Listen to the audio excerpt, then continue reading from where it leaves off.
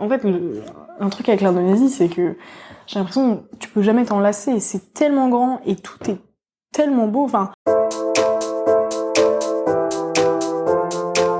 Bonjour et bienvenue chez Papa Maman Tout va bien.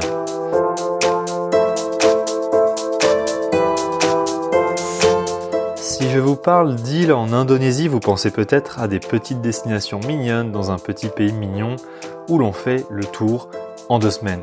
Eh bien non, l'Indonésie c'est un mastodonte, c'est 5000 km d'est en ouest, c'est-à-dire que si on met l'extrême ouest de l'Indonésie à Paris, donc l'extrême gauche, l'extrême droite, l'extrême est, se retrouve en Afghanistan. 5000 km d'est en ouest, c'est la taille de notre continent, c'est la taille de l'Europe, c'est un truc de malade. Ce pays, c'est au moins 17 000 îles, certains disent 18 000, mais c'est vrai qu'avec tant d'îles, c'est dur de les compter et alors je vous raconte pas la galère quand c'est marée basse.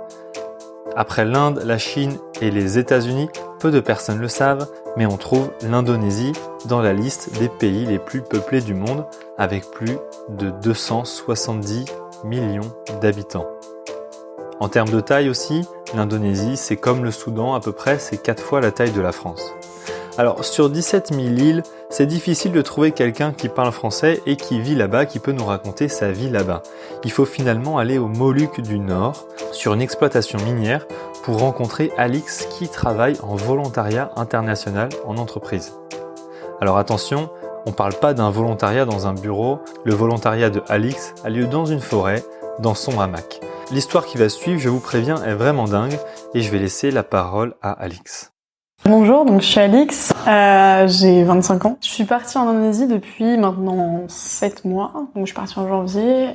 Pour le travail, donc je suis géologue d'exploration. Donc là, je suis partie en VIE. Et je suis sur une toute petite île que personne ne connaît parce qu'il n'y a absolument rien sur cette île, qui s'appelle Halmahera. Et donc, en Indonésie, du coup, il y a les îles principales, Sumatra, Java, Bali, Bornéo, voilà, des noms très connus. Jakarta, notamment, donc la capitale qui se situe sur l'île de Java. Et moi, je suis coincée entre la Papouasie et le Sulawesi. Et voilà, quoi d'autre. Ah oui, et sinon, du coup, autour de l'Indonésie, on a la Malaisie et les Philippines qui sont vers le nord-ouest, et la Papouasie Nouvelle-Guinée qui est à l'est. Ça fait les frontières. Donc sur l'Indonésie en elle-même, c'est immense. Il y a 17 000 îles à peu près. Ouais, c'est immense. Et en superficie, ça fait à peu près la taille de l'Europe en étendue. Et des États-Unis. Enfin voilà, c'est à peu près même.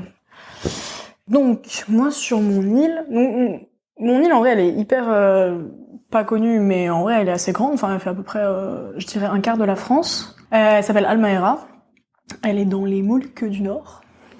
Et il y a pas grand-chose. Il y a principalement de la forêt primaire et quelques villages qui se sont formés assez récemment après l'arrivée du coup de l'activité industrielle qui est en train de s'implanter dessus. Qui est donc l'activité minière pour chercher du nickel. Donc dans les villages qui se sont développés le plus, on va avoir Tobelo et Sofifi qui vont atteindre peut-être maintenant les 2000 habitants. C'est des chiffres que je donne, mais j'ai aucune idée si c'est vrai. Et voilà, et sinon il y a des petits villages qui sont un peu répartis et qui peuvent peut-être aller jusqu'à 500 habitants, mais c'est très peu. Et donc il y a la mine qui maintenant représente 50 000 personnes qui travaillent sur cette île, donc qui a complètement bouleversé le fonctionnement de l'île en vrai. Ça fait 5 ans qu'elle s'est implantée. Enfin, l'exploration a commencé il y a 20 ans, mais donc la mine a commencé vraiment à tourner il y a 5 ans, quoi. Donc là on habite quand c'est sur la mine, et donc c'est vraiment au bord de la mer, et il y a des résidences qui sont donc séparées l'une de l'autre. Par exemple, moi et les autres expatriés, on est logés dans la résidence des managers et des cadres, qui est séparée complètement des autres résidences, et on ne peut pas pénétrer dans leur résidence, ils ne peuvent pas pénétrer dans la nôtre. Il y a des scans faciaux et tout ça, enfin c'est vraiment un truc hyper sécurisé.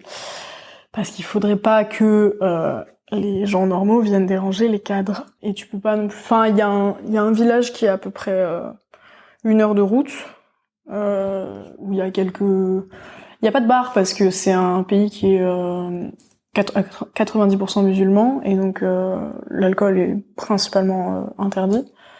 Mais il y a des petites sortes de restos et tout ça, donc il y a quand même des endroits pour sortir un petit peu.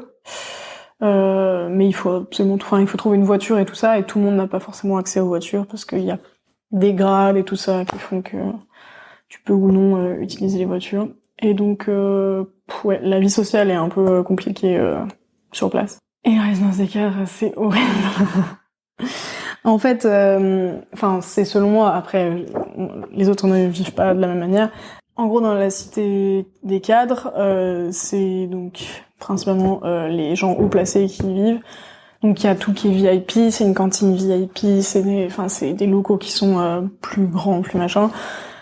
Et donc en fait, on est tous obligés de se côtoyer entre nous, mais les managers et les cadres sont des pourritures, sont vraiment des sous-merdes. Je sais pas comment le dire. Ont des comportements assez indécents. Donc la plupart, si ce n'est tous, les managers ont des comportements qui sont assez indécents vis-à-vis de leur statut en fait, qui font absolument tout en toute impunité, et ça se sait de partout. Mais c'est ok parce qu'ils sont managers, et donc en tout, en gros, les gens qui sont un peu plus haut placés que les autres, ouais, c'est peut-être 30 ou 40. En tout cas que moi je côtoie. Après, il y en a d'autres autre part peut-être. Mais ouais, il y en a pas un pour rattraper l'autre, quoi. Enfin vraiment, ils ont tous des comportements qui sont pas corrects en dehors du travail et dans le travail. Principalement vis-à-vis des femmes. Déjà, il y en a pas beaucoup. Et ouais, même vis-à-vis de ceux qui sont en dessous ou quoi. Des fois c'est... Moi, c'est des trucs que je cautionne pas du tout, et du coup, c'est pour ça que j'ai beaucoup de mal à rester dans cet endroit et à me sentir bien dans la mine. Donc, je me sens beaucoup mieux quand je vis dans la forêt. Qu'est-ce que je fais dans la forêt? Et donc, en fait, moi, comme je suis géologue d'exploration, donc là, maintenant, j'ai repris le lead de la section exploration de la mine. Et donc, j'ai plein d'équipes qui sont dispatchées sur tout le permis et qui sont là pour étendre nos zones d'exploitation, pardon. Et donc en fait, c'est là où on va faire la cartographie. Il y a des outils aussi de radar et tout ça. Enfin, on a plusieurs méthodes pour faire l'exploration. Et donc voilà, moi je vais sur le terrain pour superviser tout ça. Et donc on vit dans des camps, dans la jungle, et c'est trop bien. Vraiment, c'est top. Et moi, j'y vais, j'y vais 4 ou 5 jours, et après je rentre au bureau. En général. En général, j'y vais peut-être 2 fois par mois pour aller voir sur une mission ou une autre. Et donc ouais, c'est un camp qui est très basique, hein, donc construit avec une bâche. En général, t'as entre 15 et 30 personnes sur un camp. Ça dépend des fois. Des fois, ils utilisent des hamacs. Des fois, ils utilisent des espèces de, comment on dit, des sacs à gravats un peu, qu'ils mettent entre 2 bouts de bois et que ça fait comme un hamac aussi. Des fois, ils ont une tronçonneuse et ils vont faire des planches un peu avec dans des arbres et trouver de moyens de faire un matelas. Enfin voilà, c'est varié. Et ça peut être soit sur un projet de carto, c'est vraiment on va marcher toute la journée et on prévoit des chemins à la base et des points des points d'intérêt en gros, où on va aller avec un petit marteau, une loupe, et puis regarder ce qu'il y a au sol, quoi. Essayer de décrire le plus possible ce qu'on trouve. Et après ça, on va arriver avec une tarière à main pour faire un trou, une petite carotte de 5 mètres maximum, et avoir les premiers indices de ce qu'il y a en dessous de nous. Et comme ça, après, on pourra ramener les foreuses qui vont faire des vrais trous de 20 mètres. Et avec pas la force des hommes, du coup. Et il y a ça. Sinon, ouais, il y a aussi... là, j'ai mis en place un nouveau truc où on utilise du coup un radar pour essayer de faire des profils de ce qu'il y a en dessous du sol et d'avoir une idée des profondeurs qu'on a, de où est-ce qu'il y a du nickel et tout ça. Donc c'est assez varié. Il y a aussi quand je vais superviser la construction d'un camp ou l'ouverture d'un accès, voir s'ils font ça correctement en sécurité, parce que disons que la sécurité dans la jungle c'est un peu compliqué à mettre en place. Et ouais, voilà. Donc c'est trop intéressant.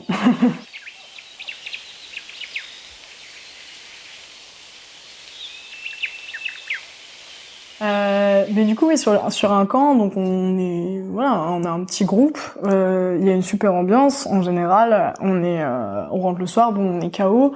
On prend une petite douche en sautant dans la rivière, et puis après, on va cuisiner. Il y a souvent une maman qui est là pour cuisiner, ou alors un des gars qui est préposé à la cuisine. Et en Indonésie, ils adorent chanter.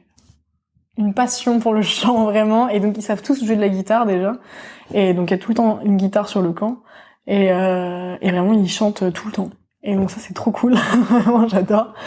Et ouais, qu'est-ce que sinon on joue aux cartes. Enfin il y a pas de réseau en général sur les camps, donc voilà, on trouve d'autres moyens.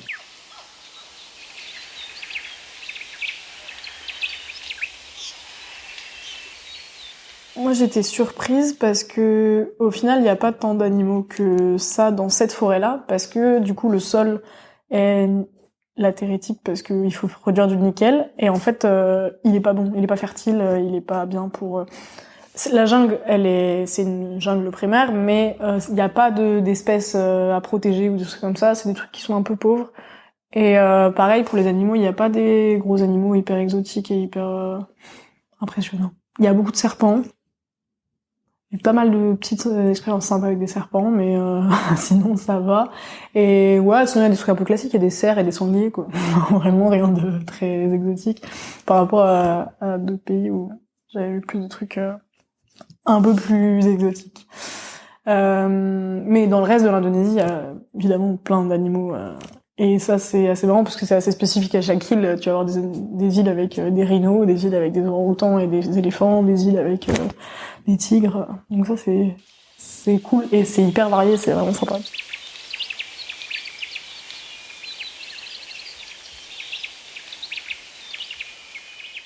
Sur cette île, il y a aussi des tribus, bon, comme sur pas mal d'îles en Indonésie en vrai.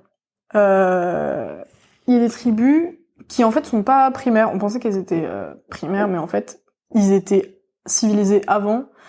Et quand le gouvernement a voulu commencer à les taxer, ils ont dit on n'a pas envie, et ils se sont enfuis dans la forêt. Et maintenant, ils vivent dans la forêt depuis plusieurs générations. Et en fait, du coup, c'est des tribus que maintenant on commence à connaître un peu. On étudie, on a des anthropologues qui les étudient et tout ça, et qui sont en contact avec eux. Et donc en fait, ils vivent par petits groupes qui se côtoient plus ou moins entre eux, mais qui sont pas forcément très amicaux. Et il y en a deux types.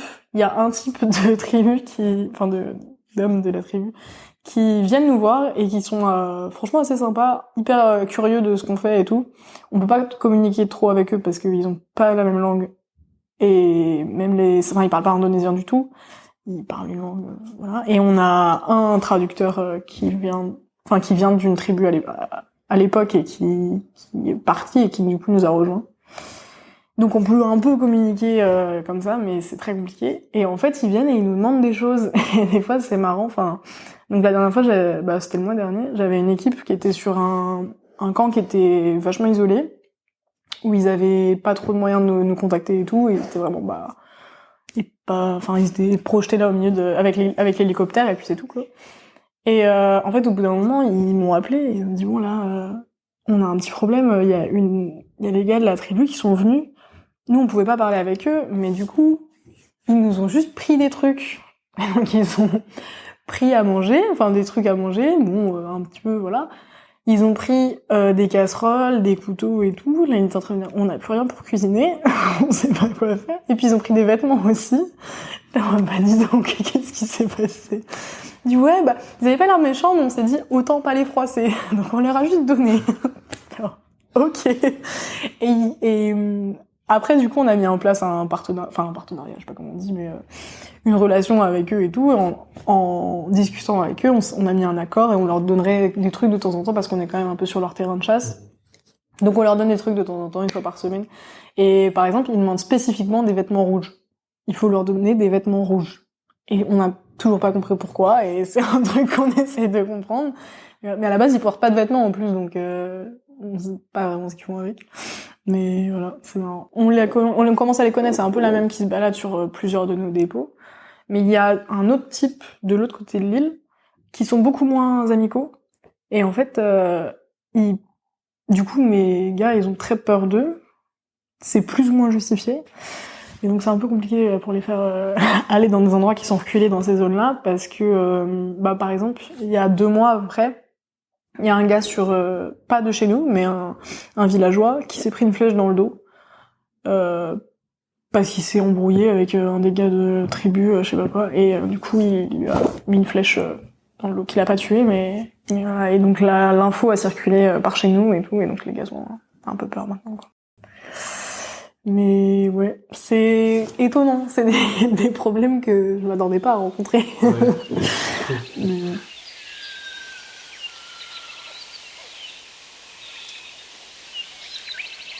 moi, je suis dans un système de rotation qui fait que je travaille pendant 6 semaines, 7 jours sur 7, et après j'ai 2 semaines de pause, parce que dans tous les cas, avoir des week-ends de 2 jours, ça n'a pas d'intérêt, enfin on peut aller nulle part.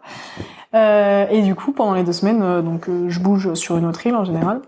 Pour voyager sur le pays, l'avion est très démocratisé, c'est franchement pas cher. Il y a un peu des bateaux, mais c'est pas super commun. Et en fait, c'est un truc aussi que j'ai bien aimé en Indonésie, c'est que les Indonésiens adorent voyager dans leur pays. Et ça, vraiment, ça fait trop plaisir. Enfin, c'est vraiment en comparaison avec d'autres pays dans lesquels j'ai vécu, et où c'est assez... les habitants eux-mêmes ont pas envie de voyager dans leur pays et ont pas du tout envie de le découvrir. Et du coup, là, ça fait vraiment plaisir de même pouvoir voyager avec les Indonésiens eux-mêmes, et qui sont hyper contents de montrer et de découvrir avec toi les autres îles ou les trucs comme ça. Et du coup, moi, la plupart du temps, en vrai, quand je suis en pause, je pars toute seule. Mais donc mes collègues ou mes amis me donnent des contacts de gens qu'ils connaissent par chez eux, et en fait, comme les gens qui travaillent sur la mine viennent de partout sur le pays, ils viennent de toutes les îles. En fait, j'ai des contacts partout, donc c'est super. Vraiment, je peux voyager n'importe où, je serais pas perdue, j'aurais des contacts et tout, et des locaux qui vont me ramener chez eux, ou qui vont m'emmener visiter ça ou ça. Et j'ai pas besoin d'aller dans les endroits hyper touristiques parce que j'aime pas trop ça. Et vraiment c'est trop top, quoi. Enfin, j'adore rester juste dans les villages et vivre un peu chez les gens tant que ça ne dérange pas trop. Et ça ne dérange jamais d'ailleurs, mais moi je me sens un peu gênée des fois quand ça fait déjà 1 semaine que je suis chez les gens.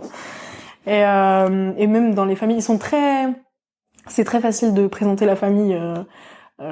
D'inviter les gens dans la famille ou quoi, de manger, de préparer des gros repas et tout ça.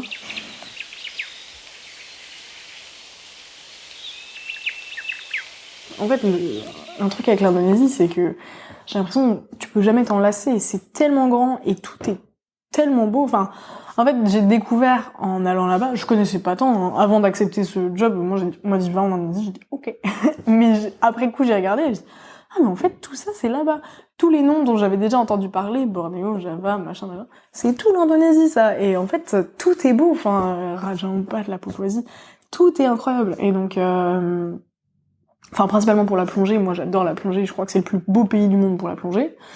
Et mais après, pour les paysages, c'est fou. T'as des trucs hyper différents partout. Les cultures, elles sont différentes de partout. T'as des trucs incroyables. Par exemple, je suis allée à Toraja. Qui est donc dans le centre de l'île de Sulawesi, et donc j'y suis allée avec un collègue qui vient de là-bas, et c'est incroyable. Il y a une culture tu peux même pas imaginer, en fait. Elle est toute basée autour de la mort, et c'est un truc qui est très très important là-bas, que la mort c'est une partie intégrante de la vie. Et en fait, par exemple, quand quelqu'un va mourir, ils vont le garder à la maison, dans sa chambre, s'en occuper tous les jours, le laver, lui donner à manger, enfin, en quelque sorte, et vraiment s'en occuper, danser avec, machin, jusqu'à ce qu'ils puissent lui offrir une sépulture décente selon leur standard, qui est de sacrifier au moins 26 buffles. Ce qui coûte très très très cher, et donc des fois ils prennent des années à réunir la somme d'argent pour ça, et donc pendant des années, t'as le mort qui reste à la maison en fait. Et c'est un truc qui est hyper, vraiment hyper étonnant et difficile à concevoir de notre point de vue quoi, de occidental. Et donc de voir ça, c'est vraiment incroyable je trouve. Et il y a vraiment des cultures qui sont très très différentes de partout. La cuisine, pareil, qui est très différente partout. Dans chaque nouvelle région, même chaque ville, t'as une cuisine qui est particulière et qui est vraiment spécifique à cet endroit-là. Donc à Manado, tu vas avoir le porridge de Manado qui est spécifique de là-bas et qui est hyper bon. Moi, c'est presque mon repas préféré. C'est un espèce de porridge, ça s'appelle le bubur Manado. C'est quand même une espèce de porridge qui est fait à base de citrouille. Très étonnant. Je comprends pas qu'il y ait de la citrouille là-bas. Et de plein d'autres choses en fonction de ce qu'ils trouvent. La base, c'est qu'il y a de la citrouille. Et après, en fonction de ce qu'ils trouvent, ils vont en mettre plein dedans et tout. Et c'est hyper bon. Et c'est pas très épicé. Parce que la plupart des repas sont épicés là-bas. Et moi, j'ai beaucoup de mal avec les épices. Donc, je suis très contente quand même ça. Mais, ouais, il y a aussi, le gado-gado qui est, principalement fait en Sulawesi et qui est une espèce de sauce aux cacahuètes. Il y en a beaucoup aussi en Afrique, des trucs comme ça. Et qui est vraiment genre, super bon. Moi, sur mon île, la spécialité, qui est pas hyper ragoûtante, vraiment. Et je suis un petit peu déçue, du coup, que ce soit la spécialité de mon île, mais c'est pas grave. C'est, en gros, il y a un arbre en particulier, quand il commence à pourrir, à l'intérieur, il se forme une petite farine, en fait, et il récupère cette farine de l'intérieur de l'arbre pourri. Et il le prépare un peu, et quand tu le mixes à de l'eau brûlante, ça fait une réaction chimique qui fait que ça devient gluant, et ça fait vraiment, on dirait vraiment la colle à papier peint, enfin, ou à papier mâché. C'est pas du tout ragoûtant. Et ça a aucun goût. Et ils mettent ça avec de la soupe de poisson jaune. Eh ben, j'ai pas aimé. C'est dit. Et il y en a assez souvent, ouais. Ça s'appelle le papeda. Et ils sont très très fiers et c'est marrant. Bon, voilà, c'est comme ça, tant pis. On peut pas tout aimer. Mais sinon, principalement, c'est riz, poulet, matin, midi, soir. La base du repas, là-bas, c'est mange riz, poulet frit. Tout le temps. Moi, je KFC, en fait, à tous les repas. Vraiment. Et c'est pas toujours le paradis des végétariens. Bah, en vrai, il y a des légumes, mais déjà, c'est là où ils mettent le piment, en général. Donc, moi, j'ai beaucoup de mal. Et en vrai, il y en a pas tant que ça. Après, ça dépend encore une fois de l'endroit où t'es, parce que tout est très différent. Enfin, c'est très dur de donner des réalités généralisées sur l'Indonésie, parce que c'est vraiment, tout est différent partout. Mais c'est vrai que c'est réputé pour être hyper... Mais par exemple, Bali, moi j'ai entendu que c'était pour ça, c'était très développé, mais en même temps, c'est aussi potentiellement l'influence du tourisme qui fait que ils ont développé ça, je sais pas. En vrai, je sais pas du tout.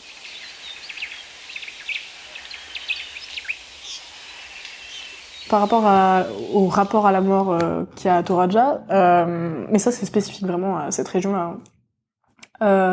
Tous les ans, vers juillet, il y a comme un festival, je sais pas si on peut l'appeler comme ça, mais voilà, où donc c'est la célébration des morts et en fait ils vont ressortir les corps des cercueils, parce que les cercueils sont entreposés, sont pas sous la terre, ils sont dans des grottes en général, ou alors dans des cavités qu'ils ont creusées à la main dans la pierre, dans des rochers ou dans des falaises. Et donc ils les ressortent et ils sortent les morts, ils les nettoient, ils les préparent, ils les habillent et tout ça. Et en fait ils vont passer une journée complète avec les morts de leur famille et comme une célébration ensemble quoi. Vraiment ils vont danser avec ou voilà. C'est hyper perturbant de notre regard et hyper impressionnant à imaginer quoi. Et donc oui, ça arrive que quand t'es sur ton scooter dans la montagne, tu vois grand rocher ou une falaise qui est parsemée de petites portes qui sont très bien décorés en général, ou alors des fois t'as un buffle sculpté en bois en dessous, ou alors t'as ils font des statues en bois ça dépend de l'évolution, mais des doyens de la famille. Et en fait, c'est que toute la falaise appartient à une famille. Et donc, toutes les petites portes, c'est une personne de la famille, un membre qui est enterré là. Et donc, et tout en haut, il va y avoir la statue des deux doyens de la famille qui surveillent le reste, quoi. Enfin, moi, du coup, à un moment, on est passé devant une falaise comme ça, et où t'entendais un bruit comme ça, tic, tic, et en fait, bah, t'avais des gars qui se relayaient pour aller taper avec juste un burin, on appelle? Non, un gros clou, là, et un marteau, et ils sont comme ça, pendant des jours. Genre, ils ouvrent un truc de la taille d'une personne, quoi. Et j'ai trouvé ça fou. Vraiment, c'est hyper impressionnant. Et c'est un truc, y a personne qui déroge à la règle, quoi. C'est comme ça. Je sais que, à partir du moment où les corps sont trop décomposés, ils retirent les cercueils. Parce que du coup, ça dépend des endroits. Ceux qui sont plus riches ou quoi, ils ont des petites encoches qui sont spécifiquement pour une personne ou quoi, ou une famille. Mais il y a aussi des grottes communes un peu, et où il va y avoir beaucoup de cercueils entreposés dans la grotte. Et vraiment, tu rentres dedans, c'est un bordel de cercueils partout. Il y a des cercueils de partout qui sont grimpés les uns sur les autres, entassés, comme on dirait qu'on les a jetés là.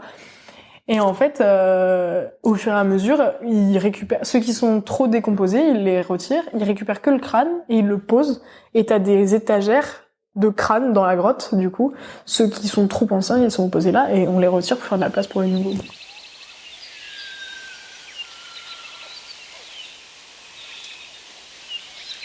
Alors, une petite question, Alix, toi qui as beaucoup voyagé, qu'est-ce que cette expérience a changé en toi et qu'est-ce que ça a changé sur tes envies de voyage pour l'instant? Là, ma nouvelle conclusion, c'est que j'ai plus envie de voyager pour voyager. Genre, en fait, là, ma dernière pause, j'ai été en Malaisie. Et c'est un pays qui est super sympa, hein, j'imagine. Mais j'ai fait 2 semaines, j'ai visité le pays, voilà.